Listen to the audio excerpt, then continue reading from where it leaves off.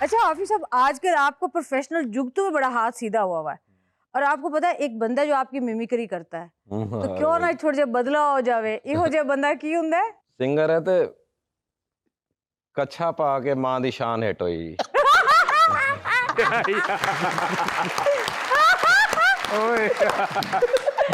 میں لالا جی سے کہوں گا، لالا جی کچھ شعر سنائیں. جی بد تہذیب کافی جی. جنید بھائی آپ کی نظر کرنا چاہوں گا کہ اچھا یہ خارش کا انہوں نے حافظ بھائی نے علاج کروا لیا، جب سے آئے ایک دفعہ بھی نہیں ایسے کیا. انہوں نے تو کر لیا لیکن میں لا علاج ہوں. نہیں، تم کو انہوں نے یہ دوائی میرے میڈیکل سٹور سے ہی لی ہے، اس کے بعد چھوڑا ہے. عرض کیا ہے کہ جب میں شہر کی روشنیوں کو چھوڑ کر واپس لوٹا تو پورے گاؤں کی روشنی جا چکی تھی.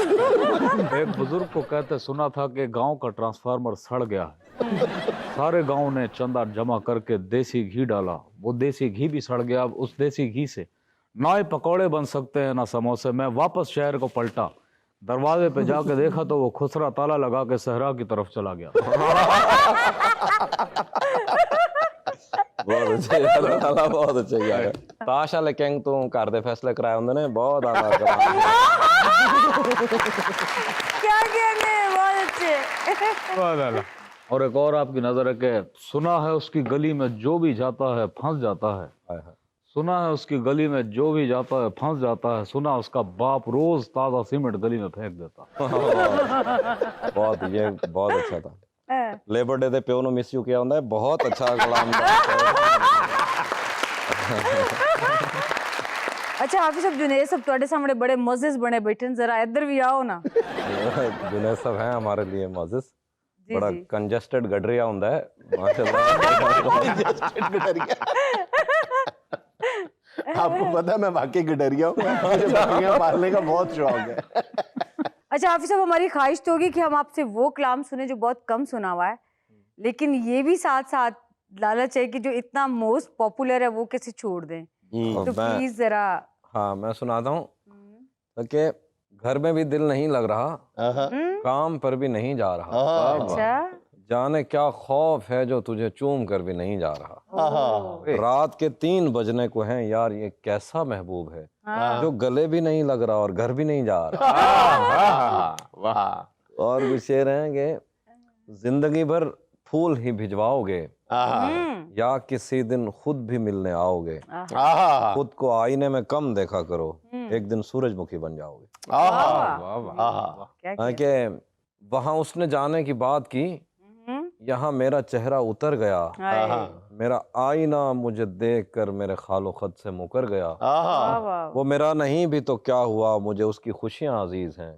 اسے پہلی بیٹی عطا ہوئی، میرا گھر کھلونوں سے بھر گیا. میرا نہیں بھی تو کیا ہوا، مجھے اس کی خوشیاں عزیز ہیں. اسے پہلی بیٹی عطا ہوئی، میرا گھر کھلونوں سے بھر گیا. میں محبتوں کی قبیل سے کسی گھر کا آخری فرد ہوں. کہیں چاند دیکھا تو رو پڑا، کہیں پھول دیکھے تو ڈر گیا. تو پکارتا نہ پھرے کہیں مجھے دشت زوم گریز میں.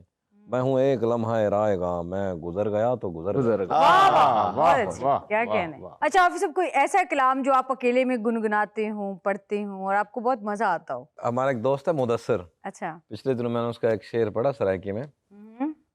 کہندے کہ وین ہاسے وین جیمن جوگیے، وین ہاسے وین جیمن جوگیے، تو سانو ٹولکی تے گا لیا. اور ایسے بہت سارے شعر ہیں جو مطلب میرے ساتھ رہتے ہیں. نہیں، دوسروں کی نہیں، آپ کی کلام کی بات کر رہے ہیں. اپنے تو not about others. اپنے تو ساری شاعری، وہ کبھی میری اماں کو کوئی بولے نا، میرا بہن یا میرے بھائی، کہ آپ حافظ سے زیادہ محبت کرتی ہیں، تو وہ یہ کہتی ہے کہ گڑ کی کوئی ایسی جگہ نہیں ہوتی جو میٹھی نہ ہو.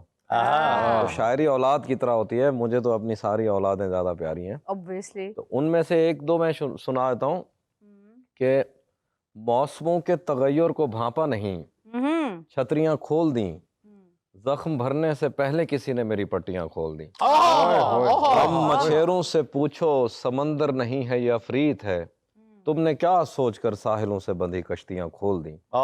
اس نے صحراؤں کی سیر کرتے ہوئے ایک شجر کے تلے اپنی آنکھوں سے اینک اتاری کے 2 ہرنیاں کھول دیں. اور اس نے وادوں کے پربت سے لٹکے ہوں کو سہارا دیا، اس کی آواز پر کوہ پیماؤں نے رسیاں کھول دیں. واہ واہ. آج ہم کر چکے عہد ترک سخن پر رقم دستخط. آج ہم نے نئے شاعروں کے لیے بھرتیاں کھول دی. واہ بھائی کیا کہنا ہے. اچھا حافظ صاحب کے بارے میں پورے یقین کے ساتھ یہ کہہ سکتا ہوں کہ وہ داد کے لالچی بالکل نہیں ہے، اس لیے کہ وہ داد دینے کا وقفہ ہی نہیں دیتے. اتنی تیزی سے کلام پڑھ جاتے ہیں. تیرے ساتھ رہ کے جو شخص بیدار ہو، جو تیرے ساتھ رہتے ہوئے سوگوار ہو، لعنت ہو ایسے شخص پہ اور بے شمار. اب اتنی دیر بھی نہ لگا یہ نہ ہو کہیں تو آ چکا ہو اور تیرا انتظار ہو. دن رات بہ رہی ہے توقف کیے بغیر، جیسے ہی آنکھ آنکھ نہ ہو آبشار ہو. میں پھول ہوں تو پھر تیرے بالوں میں کیوں نہیں، تو تیر ہے تو میرے کلیجے کے پار ہو. ایک آستین چڑھانے کی عادت کو چھوڑ کر آخر تم آدمی تو بہت شاندار. بہت اچھے. یہ عادت باقی آپ نے چھوڑ دی ہے؟ ابھی ہے عادت، لیکن وہ لوگوں نے مینشن اتنی کر دی ہے نا، میں کرنے بھی لگتا ہوں ذہن میں آ جاتا ہے. اینا نے وحید لالہ نے زیادہ توجہ. ابھی میں کبھی ایسا ہوا شعر سناتے ہوئے آپ کے سب کانشیس میں چل رہا ہوتا ہے یار میں ہاتھ یوں کروں، اللہ کی قسم ہوتا ہے نا. یہی تو میں کہہ رہا ہوں کہ میں ایسے میرے ذہن میں آتا کہ میں ایسے کئی دفعہ ایسے میں نے روکا ہے تو گھڑی ٹھیک کر لی. اسی جڑا نا میں نے شعر سناتے سناتے ہیں بیمار ریسلر ہوندا ہے تسی میری توجہ بھائی رنگے جی الٹی کرتی یار تو لڑن آیا کی کر. نہیں شعر سناتے سناتے نا میں اس سے جب اس کا ہاتھ مانگنے گیا تو اس کے باپ نے آستینیں چڑھا لی. حافظ بھائی یہ وہی گھڑی ہے جو تحفے میں دی تھی کسی کو؟ نہیں یہ دوسری ہے، کسی نے مجھے تحفے میں. اچھا بھائی یہ سچ ہے کہ آپ رات کو بالکل بے دریغ دوستوں ہاں جی تحفے دے دیتے ہیں اور صبح واپس لینے پہنچ جاتے ہیں؟ ہاں جی. مینوں نا اصل پیار آندا لوگاں تے، صبح اٹھ کے مینوں لگدا ہے کہ نہیں یار لٹیا گیا. پیار کے قابل ہی نہیں سی. نہیں پیار کے قابل تھا لیکن میں اپنی چیزیں کیوں دوں یار، ایک بندہ پیارا ہے تو. اچھا حافظ صاحب آپ کو دیکھ کے یہ تو کنفرم ہے کہ آپ دل ٹوٹنے سے شاعر کم از کم نہیں بنے، کیونکہ ان کی ہر بات میں اتنا لافٹر ہے، اتنی جھکتے ہیں ماشاءاللہ کیا کہنے. تو آپ شاعری کی طرف کیسے آئے؟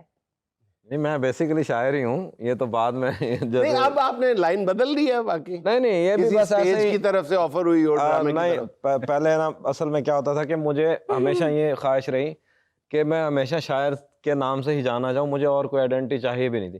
لیکن چونکہ میں خوش رہنے والا آدمی ہوں، خوش رہتا ہوں، میرے سارے دوست ہی ایسے ہیں جو ہم آپس میں جو ہے جگت وگت کر لیتے تھے، گپ شپ لاتے. کیونکہ اب وہ جیسے کبھی ٹک ٹاک میں بیٹھ جانا، ادھر رینڈم اگر بات کر رہے ہیں تو وہ تھوڑا سا لوگوں تک آتے آتے لوگوں کو پتہ لگ گیا، ورنہ یہ تو بس اپنا پرسنل یہ معاملہ.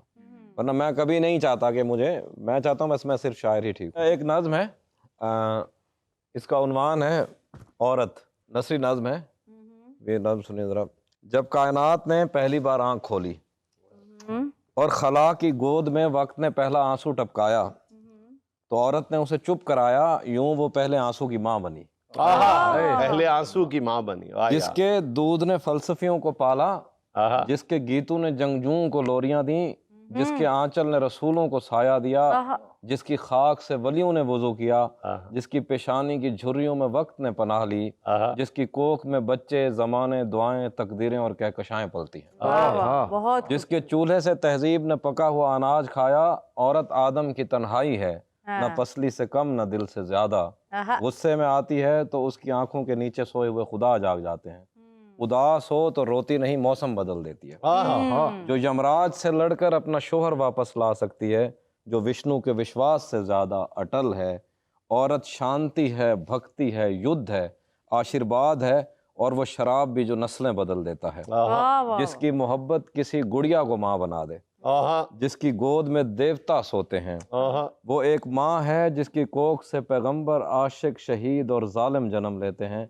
جس کے آنچل میں روٹی، دعا اور دھرتی چھپی ہے، جس کی ہنڈیا میں وقت گلتا ہے، جس کی چولہے کی کتھاؤں میں راتیں چھپی ہیں، جس کے چولہے کی راکھ میں کتھائیں چھپی ہیں، جس کی اوڑھنی نے روتی راتوں کو ڈھانپا، جس کے گیلے آنچلوں سے بچوں کے بخار اترے، جو فاتحوں کے زخم چومتی ہے، جس کی چوکھٹ پہ رستم روتے ہیں. وہ خود کو روٹی کی طرح تقسیم کرتی ہے، باپ کی گود میں، محبوب کی باہوں میں، بچوں کے بستروں میں. اور رات کے اندھیروں میں اپنے جسم کی قیمت پر کسی کی بھی صبح خرید سکتی ہے. خود کو روٹی کی طرح تقسیم